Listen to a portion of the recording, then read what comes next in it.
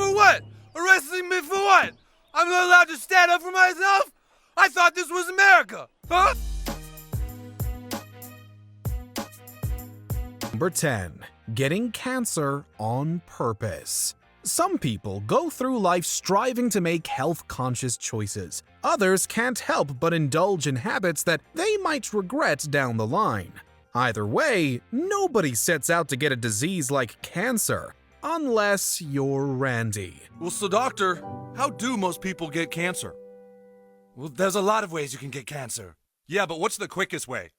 The what? To partake in the joys of medicinal marijuana, Randy does the only rational thing: gives himself cancer.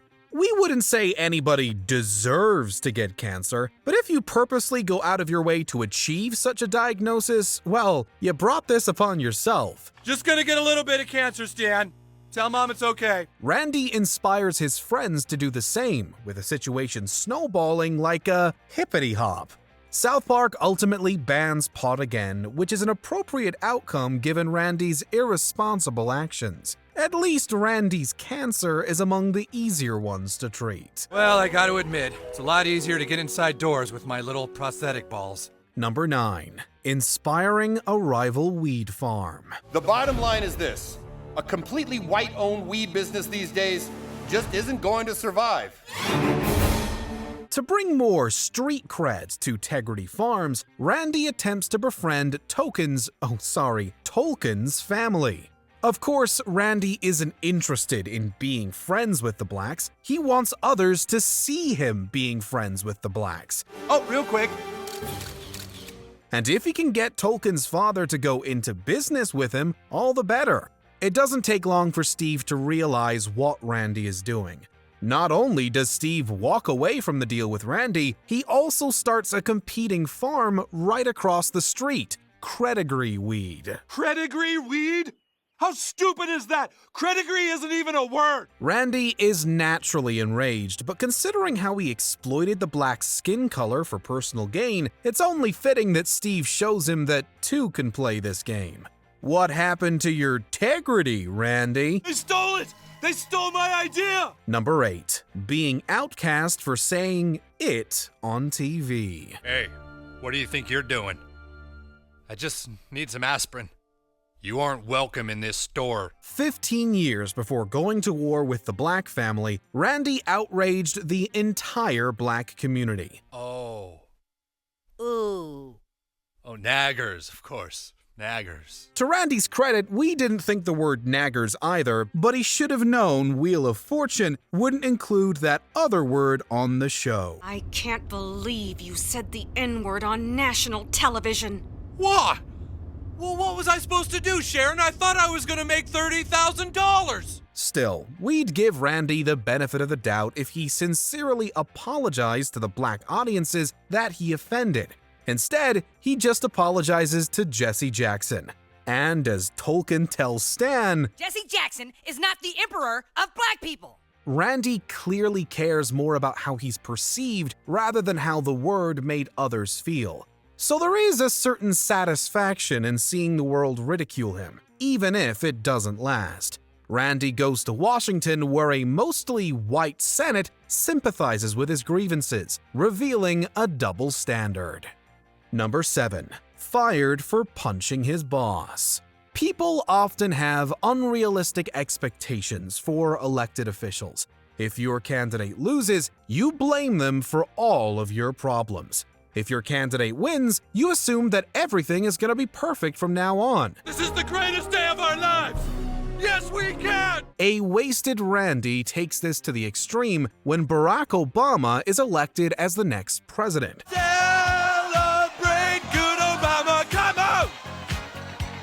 It's Obama, Obama. Now that change is coming, Randy figures that he doesn't need a job. Randy tells off his boss, who seems like a pleasant fellow, capping off his drunken tirade with a punch to the face. Obama's not talking about you! Can someone help us? My little brother fell out of the window! As a new day begins, Randy finds himself without a job or pants. Randy gets what he had coming to him, but rather than take responsibility for his actions, he pins the blame on Obama. God damn it! Obama said things would be different! Number 6. Arrested for sparking Little League fights. What, is this a communist country or something? I thought this was America! Randy never misses Stan's Little League games, albeit not for the right reasons. Instead of cheering on his son, Randy would rather pick fights with other dads. You want a piece of me? Because I'm pretty sick of your goddamn mouth. What do you want to do, huh? As far as Randy is concerned, he always comes out on top. In reality, Randy continually hits rock bottom. Each match ends with a practically naked Randy arguing that he has rights as the cops escort him to jail. Is it for what? Arresting me for what? I'm not allowed to stand up for myself? I thought this was America. Huh? Isn't this America? I'm sorry, I thought this was America. Although Randy wants to believe that he's a champion, every brawl leaves him looking like a loser. All the while, his police record balloons and hundreds of dollars are squandered on bail money. How much was bail this time? $100, no big whoop. Randy sees this as a small price to pay, but that's only because his priorities have been knocked out with his brain cells. Number 5. Getting a DUI. Driving under the influence is already bad enough. Getting behind the wheel with your young son and his friends in the car is another level of carelessness. Randy lives by the old saying, one for the road, or several for the road in his case. Picking up the boys, Randy learns the hard way that this phrase is beyond outdated. Dad, aren't you supposed to, not drink and drive? I'm not drinking and driving, I'm driving while I'm drinking, right boys? Between urinating in a bottle and telling Stan to take the wheel, Randy soon finds a police officer knocking on his window. License and registration, please. What seems to be the officer problem? It isn't long until Randy is in the back of a cop car on his way to the station.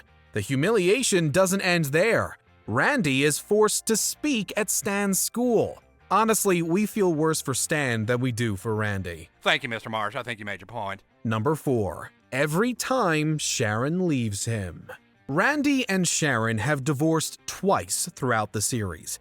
Given everything that Randy puts Sharon through, it's amazing that she doesn't dump him on a weekly basis. Hey, Sharon. Sharon, you gotta come see this. Sharon? Randy repeatedly humiliates and belittles his wife, ignoring her needs as well as the needs of his whole family. In Season 2, their non-stop bickering results in divorce numero uno. Yeah, but I loved our time together. I hate to see it end. Go on, get out. You know that nothing is more important to me than you, right, Stan? I guess, but They reunite faster than they broke up, although the two separate again in Season 15 when a petty argument over music unearths their deep-seated unhappiness. What does our son turning 10 have to do with you making the same mistakes again and again?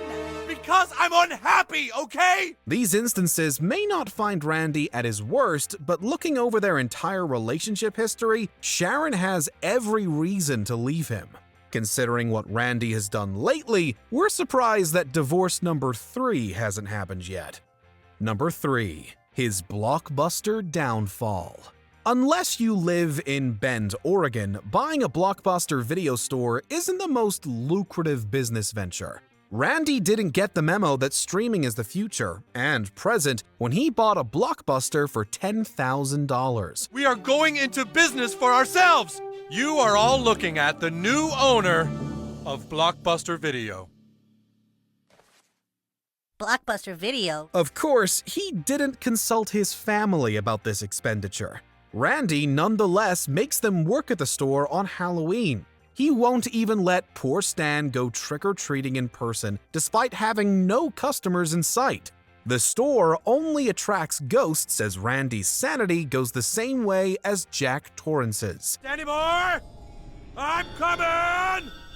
Oh, look, wedding crashers! Like Jack in the Stanley Kubrick movie, Randy is left frozen outside, although he survives and is able to get a portion of his investment back. It's a good thing that there wasn't a boiler room in that Blockbuster. You want to just sit here a little more and be frozen? Yeah. You want me to bring you some McDonald's? Okay. Number 2. Getting the Earth isolated. Randy's worst deeds are usually propelled by the most asinine motivations. Stan is not gonna lose to the goddamn Hollises again! He commits theft and fraud to ensure Stan's victory at a Pinewood Derby, driving a rival father to take his own life. The body count doesn't end there. Randy teaches Stan that cheating, lying, and bloodshed are all acceptable as long as it spares you from humiliation. He soon wraps the world up in his lies, bringing out the universal Achilles heel of greed. Finland is the only country willing to do the honest thing. Randy thus convinces other world leaders to execute a nuclear attack. All right, you guys, we gotta get rid of Finland. Yeah, we gotta take out a family and they're gonna squeal. Yeah, I think we all agree, guys. Yeah. Yeah. Turns out that the Federation of Planets has been observing all of this, culminating in Earth and the Moon being isolated. The blame is rooted in Randy. Well, that sucks. Number 1. Arrested for blowing up rival farms. Get him out of here. I didn't do anything wrong! You people are just jealous! Jealous that I took over South Park and I'm successful! Tegrity Farms brings out the absolute worst in Randy. Despite his family's protests, he moves them to a weed farm where his reckless behavior goes into overdrive. His family aren't the only ones who suffer. To prevent home growers from hurting his business, Randy resorts to domestic terrorism. Randy didn't count on the tweaks setting up a security camera, however. This is just one of the many crimes that Randy has committed while running Tegrity Farms, including endangering the public's health, needlessly slaughtering cows, and assassinating Winnie the Pooh. Randy is finally put behind bars, giving him time to reflect on his actions. Mexican Joker may score him a get-out-of-jail-free card, but at least Randy regains some of his integrity. Now, everybody, if you don't mind, I've got a farm to tend to. Do you think Randy got an appropriate dose of authority for his actions? Hey, what the hell are you doing? You can't do that! Ow! Let us know in the comments. Did you enjoy this video? Check out these other clips from WatchMojo, and be sure to subscribe and ring the bell to be notified about our latest videos.